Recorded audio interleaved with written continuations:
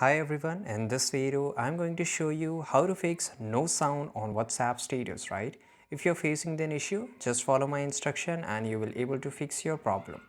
First of all, you have to just go to your Play Store or App Store, and by the way, the instruction which I'm going to show you in this video can be followed in your iOS device too. Once you're here, just tap for search for WhatsApp, right, and you will get this in the place of open. If you find this option of update, then update your WhatsApp messenger right now. And once it's done, try to open it and try to open a WhatsApp status. If it's worked perfectly fine, then it's great. If it doesn't, just go to the setting of your phone and here just tap app management. App management is basically, it will show you all the application which is installed in your phone, right? And once you're here, you have to search for WhatsApp, right? And here WhatsApp will be here. Just go to the storage usage. Now clear the cache. Try to reopen your WhatsApp. If it is work perfectly fine, then it's great.